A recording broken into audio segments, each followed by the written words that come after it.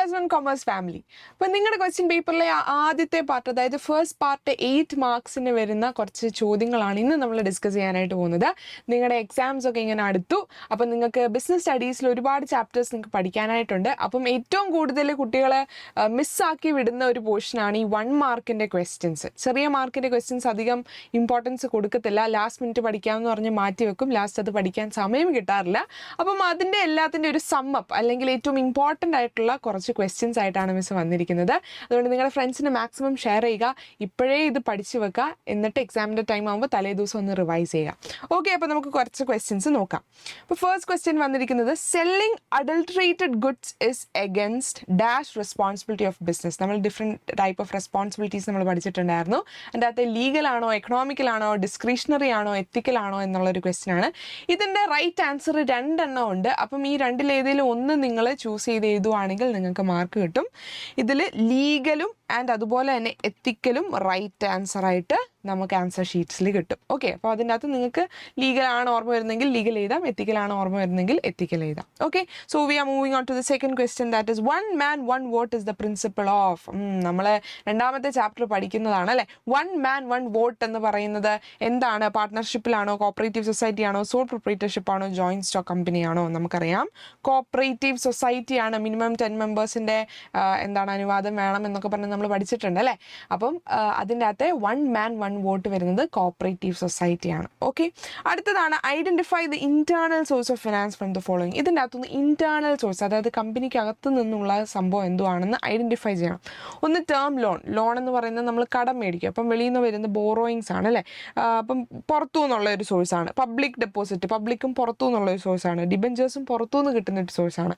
പിന്നെ ലാസ്റ്റ് വന്നിരിക്കുന്നതാണ് retained earnings. Retained earnings എന്ന് പറഞ്ഞപ്പോൾ നമ്മൾ പറഞ്ഞിട്ടുണ്ടായിരുന്നു, ഒരു കമ്പനിക്ക് പ്രോഫിറ്റ് കിട്ടുമ്പോൾ അതിൻ്റെ അകത്തുനിന്ന് പ്രോഫിറ്റ് കിട്ടുന്ന ഉടനെ കുറച്ച് പൈസ എടുത്ത് നമ്മൾ മാറ്റി വെക്കുന്നു. ദാറ്റ് അൺഡിസ്ട്രിബ്യൂട്ടഡ്, അതായത് ഷെയർ ഹോൾഡേഴ്സിന് ഡിവിഡൻ്റ് ആയിട്ട് കൊടുക്കാതെ അതിന് മുന്നേ കുറച്ച് എമൗണ്ട് മാറ്റി വെക്കുന്ന അൺഡിസ്ട്രിബ്യൂട്ടഡ് പ്രോഫിറ്റിനെയാണ് എന്തെന്ന് പറയുന്നത്, റീറ്റെയിൻഡ് ഏർണിങ്സ് എന്ന് നമ്മൾ പറയുന്നത്. ഓക്കെ, അപ്പം അത് എൻ്റെ കുഞ്ഞുങ്ങൾ ഓർത്ത് വെക്കുക. ഇങ്ങനത്തെ ചോദ്യങ്ങളൊക്കെ ഉറപ്പായിട്ടും വരും, പഠിച്ചിട്ടേ പോകാവുള്ളൂ കേട്ടോ. ഇത് പ്രീവിയസ് ഇയർ ക്വസ്റ്റ്യൻ പേപ്പറിൽ നിന്ന് തന്നെയാണ് എടുത്തിരിക്കുന്നത്.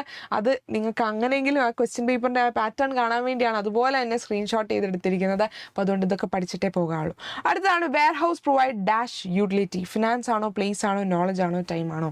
നമുക്കറിയാം എന്താണ് ടൈം യൂട്ടിലിറ്റി ആണ് അല്ലേ. നമുക്ക് അടുത്ത റീറ്റെയിൽ ഷോപ്പിലോട്ട് പോകാനായിട്ട് അല്ലെങ്കിൽ അവിടെ കൊണ്ടുപോയി വെക്കാൻ വേണ്ടിയുള്ള ഒരു ടൈം ഗ്യാപ്പ് അവിടെ തരുന്നുണ്ട് അല്ലേ. ഇപ്പം ഒരു കടയിലെ സാധനങ്ങൾ തീർന്നു പോയെങ്കിൽ വിതിൻ ഒരു ദിവസത്തിനുള്ളിൽ തന്നെ നമുക്ക് ഇവിടെ നിന്ന് പോയി വെയർ ഹൗസിൽ നിന്ന് പോയി സാധനം നമുക്ക് ലോഡ് ചെയ്യാനായിട്ട് പറ്റും. ഓക്കെ, അപ്പോൾ അതൊരു ടൈം യൂട്ടിലിറ്റിയാണ് പ്രൊവൈഡ് ചെയ്യുന്നത്. ഓക്കെ, അടുത്തതാണ് person who is taken in insurance policies called. അപ്പോൾ ഒരു ഇൻഷുറൻസ് പോളിസി എടുക്കുന്ന വ്യക്തിനെ എന്ത് എന്നാണ് വിളിക്കുന്നതെന്നാണ് ചോദിച്ചിരിക്കുന്നത്.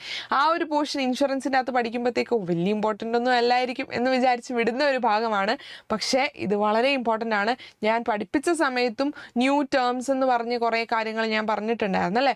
പ്രീമിയം എന്ന് വെച്ച് കഴിഞ്ഞാൽ എന്താണ്, ആരാണ് ഇൻഷുർഡ്, ആരാണ് ഇൻഷുറർ എന്നുള്ള കുറച്ച് കാര്യങ്ങൾ നമ്മൾ പഠിച്ചിട്ടുണ്ടായിരുന്നു. അപ്പോൾ അതിൻ്റെ അകത്ത് വരുന്നതാണ് person who is taking. Insurance എടുക്കുന്ന ആൾ എന്ന് പറയുമ്പം ED വരും എന്ന് ഞാൻ പറഞ്ഞിട്ടുണ്ടായിരുന്നു, ഓർക്കുന്നുണ്ടോ?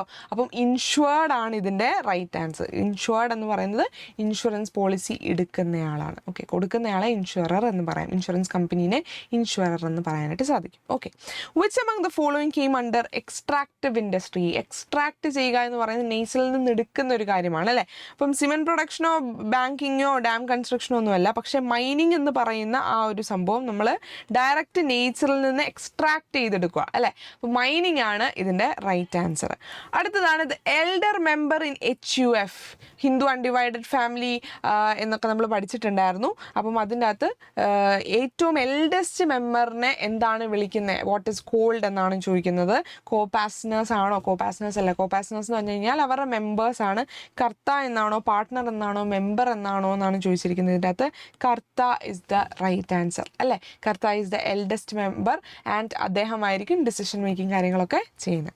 അടുത്ത ഒരു ക്വസ്റ്റ്യൻ ആണ്, the bank supervise controls and regulates the activities of all commercial bank in the country അല്ലേ.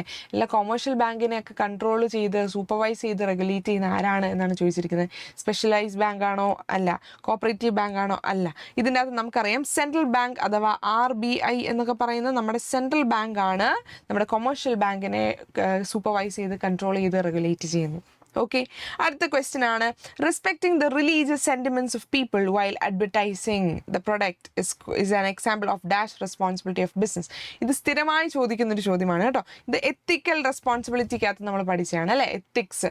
അതായത് ഒരാളുടെ റിലീജിയൻ ആയിക്കോട്ടെ, അവരുടെ ഇപ്പം വേറെ ലൈക്ക് അവരെ കാണാനുള്ള രീതി ആയിക്കോട്ടെ, ഇപ്പോൾ കളറിൻ്റെ ബേസിലാണെങ്കിലും അങ്ങനെ ഒന്നും നമ്മൾ ഒരിക്കലും ഡീഗ്രേഡ് ചെയ്ത് അഡ്വർടൈസ് ചെയ്യാനോ അല്ലെങ്കിൽ റോങ് ആയിട്ടുള്ള അഡ്വർടൈസ്മെൻറ്റ്സോ കാര്യങ്ങളൊന്നും ചെയ്യാനായിട്ട് പാടില്ല എന്നാണ് പറയുന്നത്. അതുപോലെ തന്നെ റിലീജിയസ് സെൻറ്റിമെൻറ്റ്സിനെ നമ്മൾ റെസ്പെക്ട് ചെയ്യണം അല്ലേ, അതാണ് എത്തിക്കൽ റെസ്പോൺസിബിലിറ്റി എന്ന് പറയുന്നത്. അടുത്താണ് credit extended to one trader to another for the purchase of good അല്ലേ.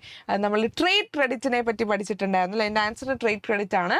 ട്രേഡ് ക്രെഡിറ്റ് എന്ന് പറഞ്ഞു കഴിഞ്ഞാൽ രണ്ട് ട്രേഡേഴ്സ് അങ്ങോട്ട്, അതിലൊരു ട്രേഡർ എന്താണ് അവരുടെ അടുത്തുനിന്ന് സാധനം മേടിക്കുമ്പോഴത്തേക്ക് ഉടനെ തന്നെ പൈസ കൊടുക്കേണ്ട, പിന്നെ എപ്പോഴെങ്കിലും തിരിച്ചടച്ചാൽ മതി, പൈസ അടച്ചാൽ മതി എന്ന് പറഞ്ഞ് കൊടുക്കുന്നതിന് അതാണ് ക്രെഡിറ്റ്. അപ്പോൾ ക്രെഡിറ്റിലാണ് സാധനം കൊടുക്കുന്നത് അല്ലേ. അപ്പോൾ credit extended by one trader to another for the purchase of goods purchase ചെയ്യാൻ വേണ്ടി ഒരു കാലാവധി അല്ലെങ്കിൽ ഒരു ടൈം പീരീഡ് അവിടെ ഒരു ഗ്യാപ്പ് കൊടുക്കുന്നുണ്ട്.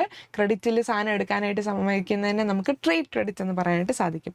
Which among the following is tertiary industry? ഇതിനകത്തെ tertiary ഇൻഡസ്ട്രി എന്താണെന്ന് നമുക്ക് നോക്കാം. ഫാമിംഗ് അല്ല, നമുക്കറിയാം മൈനിങ്ങും അല്ല, ഷുഗർ മേക്കിങ്ങും അല്ല, എന്താണ് ബാങ്കിങ് ഒരു tertiary ഇൻഡസ്ട്രി ആയിട്ട് നമുക്ക് കൺസിഡർ ചെയ്യാം അല്ലേ.